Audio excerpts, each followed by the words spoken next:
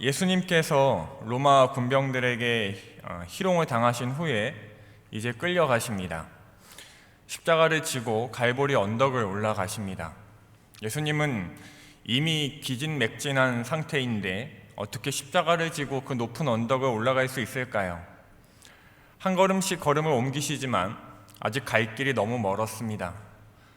로마의 군병들은 이래가지고는 날 새겠다 싶었습니다.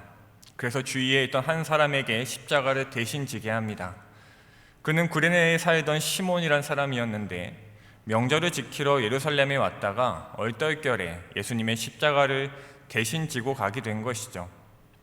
얼마 후 골고다에 이릅니다. 골고다는 예루살렘 밖에 있는 정기적인 사형 집행 장소였습니다. 저번 주에 살펴보았던 희롱 당하시는 장면이 구체적이었던 반면 십자가에서 못 박히시는 사건은 상대적으로 마태복음 기록상 그 진도가 빠르게 진행됩니다. 누군가 예수님께 쓸개 탄 포도주를 마시게 하고 예수님은 맛을 보신 후 더 마시지 않겠다 하십니다. 그리고 나서 예수님은 십자가에 달리셨고 군병들은 예수님의 옷을 제비 뽑아 나누어 가집니다. 그리고 36절 말씀처럼 거기 앉아 지키죠. 혹시 누가 구하지 못하게 하기 위함이기도 했고 또 예수님께서 확실히 죽었는지를 감시하기 위해서입니다. 이들의 감시와 확인이 예수님의 죽음을 역사적 사실로서 더 확고히 입증해주고 있습니다. 그들은 예수님의 머리 위에 명패를 썼는데 거기에는 유대인의 왕이라고 적혀 있습니다. 예수님의 좌우에는 강도 둘이 매달려 있습니다. 십자가가 서 있는 이곳은 사람들이 지나다니면서 볼 수 있는 곳이었는데 그렇게 지나가는 사람들은 머리를 절레절레 흔들며 예수님을 욕하였습니다. 그들이 하는 말이 이렇습니다. 성전을 헐고 사흘에 짓는 자여. 이 말은 직역하면 성전을 헐고 사흘에 다시 그것을 지으려 했던 자여입니다. 예수님의 사흘 만에 다시 지을 것이다 하신 말씀은 상징적 표현이었는데 이 말을 곧이곧대로 받아들인 사람들은 예수님의 이 말씀을 가지고 예수님을 모욕합니다. 성전을 헐고 사흘에 다시 그것을 지으려 했던 자여, 네가 만일 하나님의 아들이어든 자기를 구원하고 십자가에서 내려오라 라고 빈정댑니다. 대제사장들과 서기관들과 장로들은 사람들의 이 말을 듣고 이렇게 맞장구치며 희롱합니다. 그가 남은 구원하였으되 자기는 구원할 수 없도다. 그가 이스라엘의 왕이로다. 지금 십자가에서 내려올지어다. 그리하면 우리가 믿겠노라. 그가 하나님을 신뢰하니 하나님이 원하시면 이제 그를 구원하실지라. 그의 말이 나는 하나님의 아들이라 하였도다.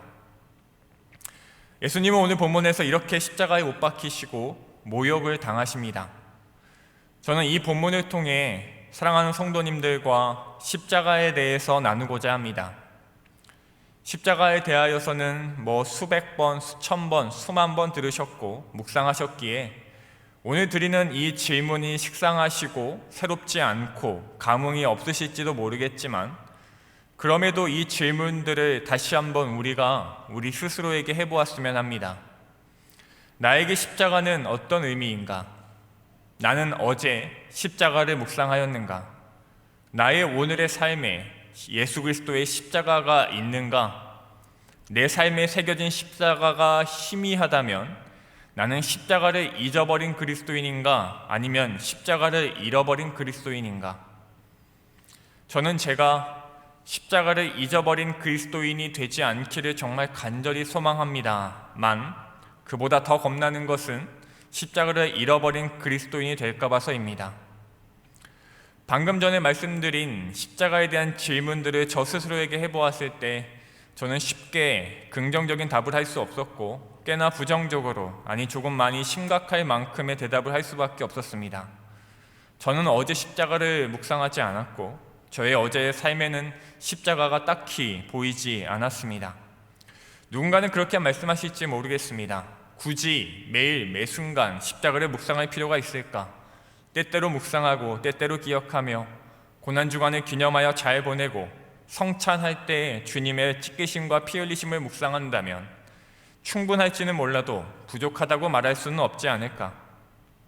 우리는 부활의 시대를 사는 사람들이고 부활의 증인으로 기쁨의 찬송을 올려드리는 것이 마땅한 본분이지 않을까? 십자가를 기억하기보다 그리스도의 다시 오심을 바라며 하늘을 소망하는 것이 더 중요하지 않을까? 그렇습니다. 우리는 부활하신 주님을 만난 사람들이고 그 부활의 증인으로 살고 있습니다. 재림을 소망하고 하늘을 소망하며 뒷걸음치지 않고 전진하는 사람들입니다. 그러나 사랑하는 성도 여러분, 우리는 기억해야 합니다. 십자가를 기억하는 것은 뒷걸음치는 일이 아닙니다. 십자가는 뒤에 있지 않습니다. 우리는 십자가를 뒤로 하고 전진하는 자들이 아닙니다. 십자가는 뒤에 있지 않습니다. 우리가 딛고 걷는 이 길이 십자가입니다. 우리의 신앙이 십자가의 죽음에서 끝나서도 안 되지만 그렇다고 부활부터 시작해서도 안 됩니다. 십자가는 우리가 딛고 있는 이 땅이며 걸음을 옮길 수 있는 발판이기에 그래서 오히려 십자가는 오늘도 기억되어야 합니다. 십자가 없이는 부활도 없고 십자가 없는 부활의 증인은 아무런 의미가 없기 때문입니다. 재림을 기다린다면 초림의 역사를 기억하지 않을 수 없으며 하늘을 소망한다면 그 하나님 나라가 어떤 토대 위에 세워졌는지를 잊지 말아야 합니다. 십자가 없이는 부활도 없고 재림도 없고 하나님 나라도 없는데 우리는 어떻게 십자가 없이 오늘을 살 수 있을까요? 우리는 어떻게 십자가를 잊어버리기도 하고 때로는 잃어버린 것처럼 살 수도 있을까요? 우리는 왜 십자가를 대면하는 것에 열심을 내지 않을까요? 그 처절한 상황과 괴로움이 우리로 하여금 무의식 중에 외면하게 만들고 있는 걸까요? 아니면 현실의 내 삶에는 십자가를 대면하는 것보다 주실 은혜와 하늘의 소망과 부활의 기쁨이 더 유익하다고 판단하기 때문일까요? 설교 준비를 하면서 느낀 것은 우리 예수님 참 최선을 다하셨네 였습니다. 되게 웃기는 말이지만요, 우리 주님께서는 최선을 다하셨어요. 최선을 다해 채찍을 맞으시고 최선을 다해 모욕을 당하시고 최선을 다해 십자가에 달리셨더라고요. 34절에 어떤 사람이 쓰이게 탄 포도주를 예수님께 건넵니다. 쓰이게 탄 포도주는 마취제 역할을 합니다. 고통을 덜어주는 거죠. 이 사람이 어떤 의도로 예수님께 쓰이게 탄 포도주를 마시게 했는지는 알 수 없습니다. 혹자는 정말 고통을 덜 느끼게 해주려고 불쌍해서 주었다고 말하기도 하고, 또 어떤 이들은 쇼크로 금방 죽지 않게 하기 위해서 오래 괴롭히려고 주었다고 말하기도 합니다. 이유가 뭐였든 너무 정말 목이 많이 말랐던 예수님은 포도주를 처음 조금 맛보셨습니다. 맛보고서 아셨습니다. 마취제와 같은 포도주라는 것을요.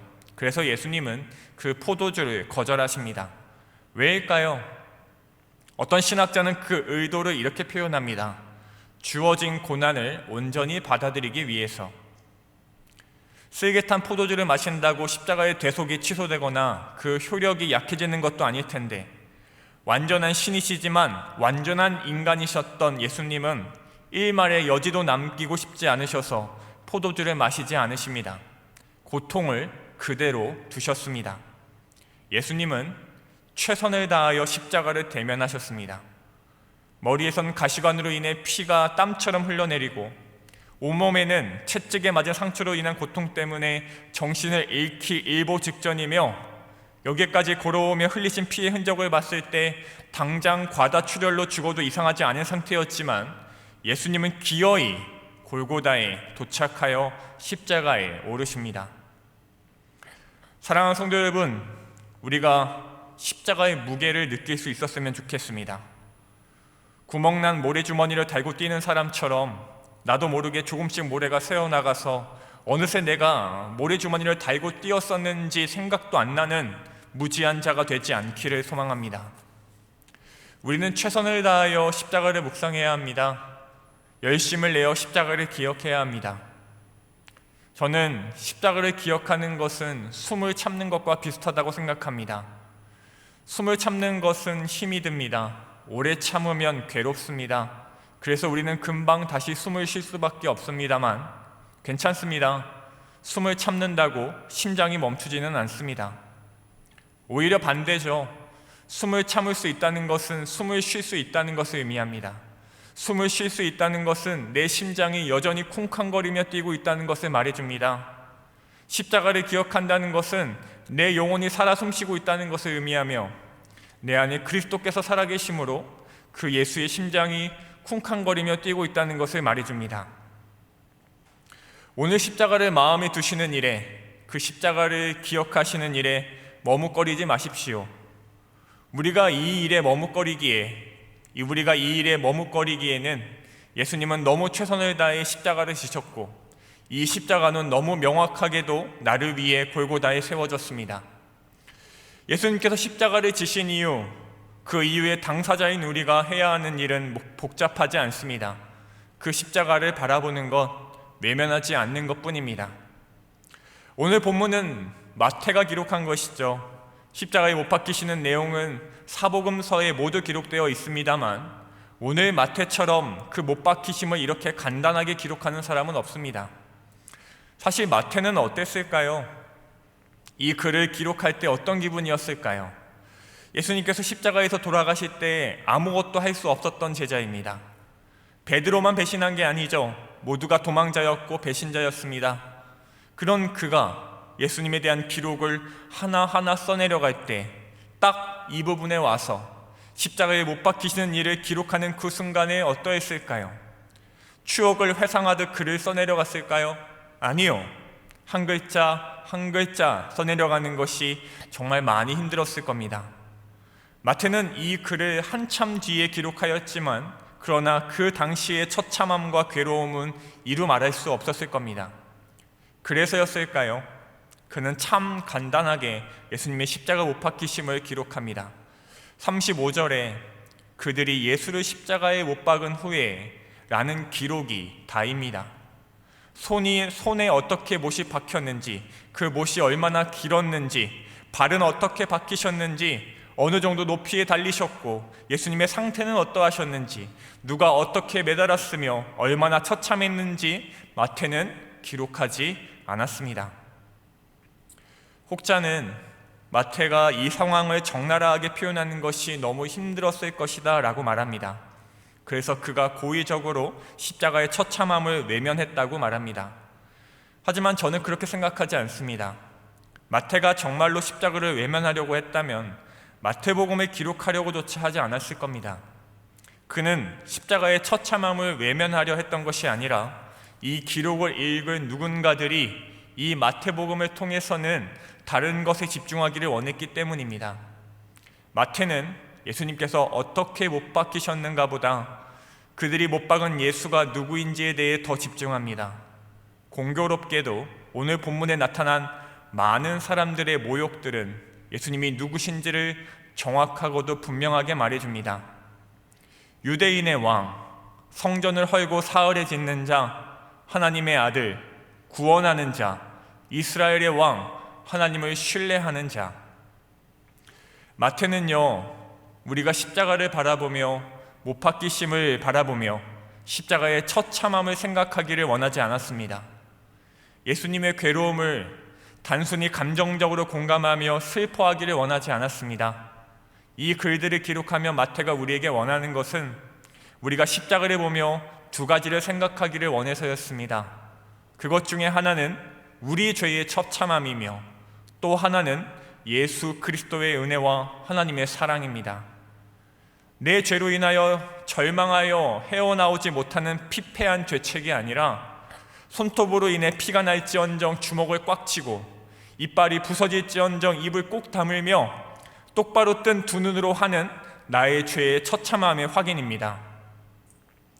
나라는 인간이 얼마나 귀하게 창조되었으며 그 존귀한 신분을 내다버린 나의 죄가 얼마나 크며 그 죄의 무게가 지독하리만치 무거운 만큼 그 죄를 덮는 예수 그리스도의 은혜가 얼마나 큰지, 그 아들을 보내신 하나님의 사랑이 얼마나 놀라운지를 알기를 원했습니다.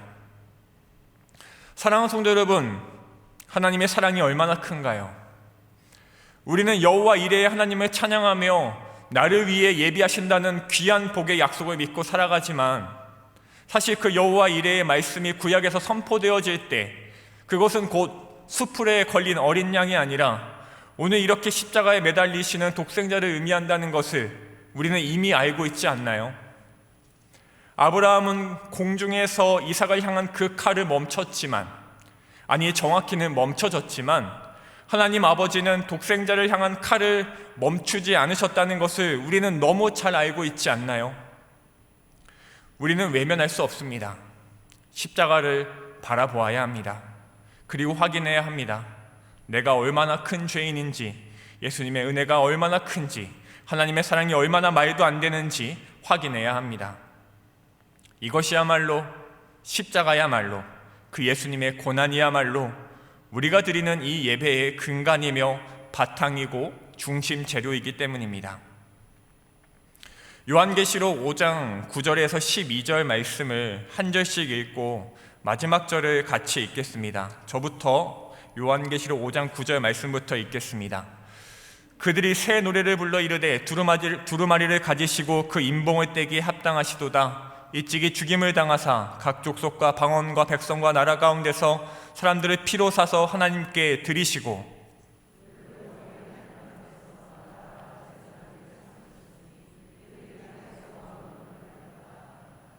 내가 또 보고 들음에 보좌와 생물들과 장로들을 둘러선 많은 천사의 음성이 있으니 그 수가 만만이요 천천이라. 큰 음성으로 이르되 죽임을 당하신 어린 양은 능력과 부와 지혜와 힘과 존귀와 영광과 찬송을 받으시기에 합당하도다 하더라. 아멘. 천사들이 노래합니다. 죽임을 당하신 어린 양은 능력과 부와 지혜와 힘과 존귀와 영광과 찬송을 받으시기에 합당하도다. 존 파이퍼 목사님은 말합니다. 천국에서의 영원한 예배의 중심 재료는 어린 양의 죽음일 것입니다. 따라서 누군가가 천국의 찬송은 전부 행복한 일에 관할 것이고 그 어떤 찬송에도 고난에 대한 것은 없다고 말한다면 틀렸다고 답해 주십시오. 고난은 우리 찬송의 영원한 핵심 주제입니다. 우리는 십자가로 예배합니다.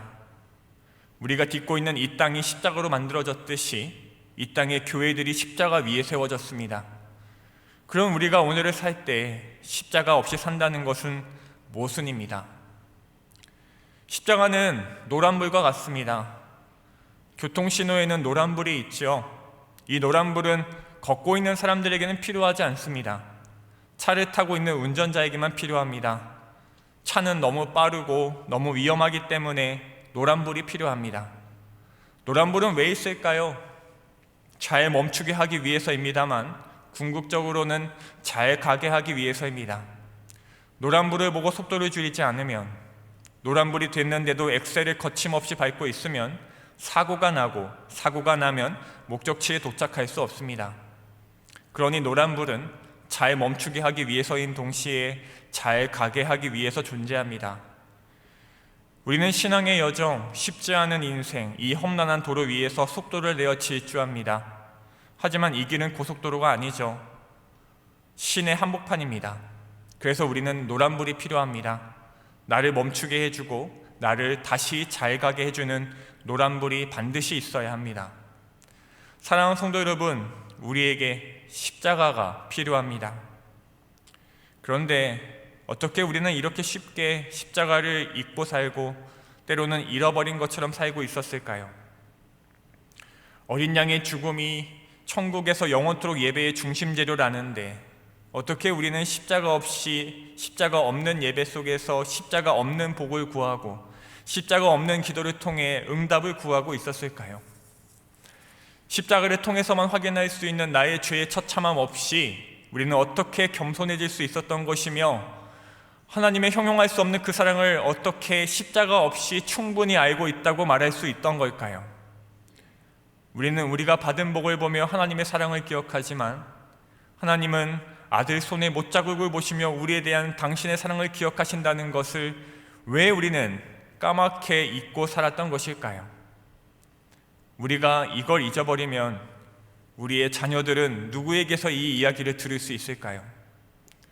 나의 사랑하는 책에 쓰여진 내용은 예수 세상 계실 때 많은 고난당하고 십자가에 달려 돌아가신 일인데 그 이야기를 어머니가 읽으며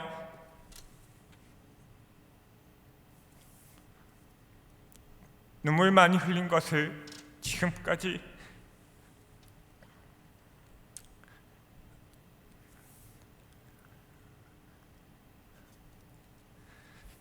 내가 기억하는 것인데, 그래서 우리도 그렇게 예수님이 누구신지, 그 십자가의 사랑이 얼마나 크고 감격스러운지 가르쳐줘야 하는데, 우리는 지금 우리의 자녀들에게, 우리의 후손들에게 무엇을 가르쳐주고 있을까요? 우리의 삶에 십자가가 있었으면 좋겠습니다. 내 삶에 십자가가 있었으면 좋겠습니다. 제 하루의 삶 군데군데에 십자가의 흔적이 묻어 있으면 좋겠습니다. 그러기 위해서 골고다의 한쪽 구석에 제 자리를 만들어 놓았으면 합니다. 부활로 기뻐하고 재림을 소망하며 하나님 나라를 살 때에도 골고다의 한쪽 구석에는 내 자리가 자그맣게 있었으면 좋겠습니다. 한없이 약하고 악한 죄인이라 당당하게 십자가 앞에 서서 볼 수는 없지만, 그럴 용기는 없지만, 그렇다고 외면하고 도망하여 있고 싶지도 않기에 구석 한 귀퉁이라도 조그마한 내 자리가 있다면, 우리 주님 그 한쪽 구석을 허락해 주신다면, 나 오늘 하나님 나라를 기쁨으로 살다가 나 내일 주실 은혜를 기대하며 찬송하며 살다가 내가 얼마나 큰 죄인인지 다시 알기 위하여, 예수 그리스도의 은혜가 얼마나 위대한지 다시 확인하기 위하여, 하나님의 사랑이 얼마나 어처구니 없이 크고 신비한지 놀라운지 상기하기 위하여 조용히 그 구석에 앉아 십자가를 바라보기를 소원합니다. 2022년을 살아가는 사랑하는 성도님들에게 2000년 전 그 골고다의 어느 한쪽 구석자리 여러분의 이름표가 붙어 있기를, 시시 때마다 그곳에 앉아 예수님의 십자가를 바라보기를 간절히 소망합니다. 말씀을 맺겠습니다.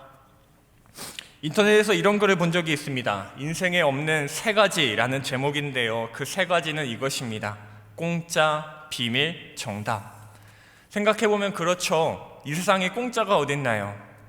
자녀를 사랑하는 부모조차 아이에게 대가를 요구하죠. 세상에 비밀이 어디 있습니까? 이건 비밀인데 라고 말하는 순간 그건 비밀이 아닌데 말입니다. 그래서 사람들은 비밀이 없다고 말합니다. 눈에 보이는 게 다라고 말합니다. 세상에 정답도 없지요. 그저 다를 뿐이고 차이가 있을 뿐인 경우가 대부분입니다. 그런데 조금 더 생각해 보니까요, 있더라고요. 공짜와 비밀과 정답이 있었습니다. 십자가가 공짜잖아요. 우리는 십자가의 사랑을 거저받았습니다. 아무 자격 없이 우리가 아직 죄인 되었을 때에 아무것도 하지 않고 받았습니다. 공짜가 있었습니다. 십자가가 비밀입니다. 비밀은 숨기고 싶어도 숨겨지지 않아서 비밀이 되지 않지만, 십자가는 드러내고자 해도 비밀이 됩니다. 우리는 이 비밀을 먼저 알아 소문내고 다니는 사람들이죠. 세상 가장 위대한 비밀, 온 세상에 선포할 비밀, 십자가의 비밀입니다.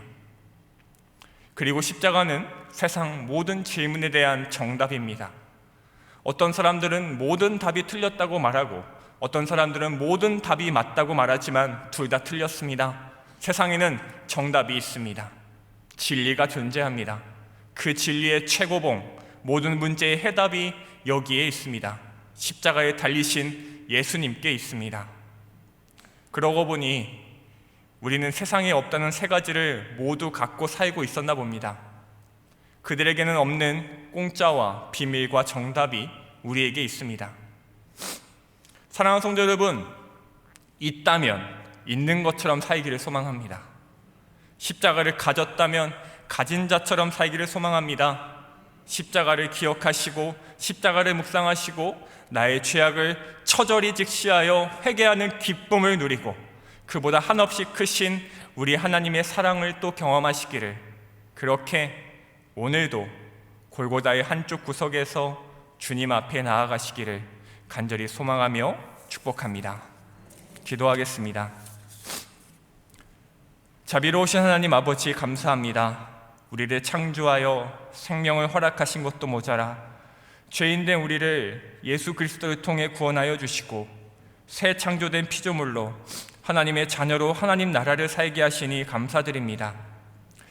그러나 주님, 우리는 배은망덕하여 주신 은혜를 망각하여 마치 그 은혜가 내 은혜가 아니었던 척, 십자가가 나랑 상관이 없는 척 잊어버리거나 잃어버리고 가벼이 여기거나 당연해하며 또 때로는 외면하고 도망치며 살았습니다. 십자가는 여전히 여기에 있는데 거기에만이 내 죄를 비추는 거울이 있고 그곳에 하나님의 사랑의 궁극이 있는데 우리는 오늘 나의 복이 중요해서, 오늘 받을 응답이 중요해서 십자가를 내 현실로 끌어오기에는 너무 멀다 판단해서 그냥 거기에 두었습니다. 그곳에 가지 않았습니다. 사랑하는 주님, 오늘 우리가 십자가를 다시 바라봅니다. 다시 주님 앞으로 갑니다. 주님, 우리를 불쌍히 여겨주셔서 다시 우리를 받아주시고 그 골고다 한쪽 구석 귀퉁이라도 우리에게 허락하셔서 우리의 믿음의 여정 가운데에 십자가를 바라보는 일이 쉬게 되지 않도록 하여 주시옵소서. 오직 십자가로 예배하게 하시며 십자가로 살게 하시고 그 자리가 원래 내 자리였음을 기억하여 오늘도 자복하며 회개하며 우리를 구원하신 예수 그리스도의 은혜, 그 경이로운 사랑을 발견하게 하옵소서. 우리를 위하여 최선을 다하여 고난을 당하시고 못 박히신 우리 주 예수 그리스도의 이름으로 기도드립니다. 아멘.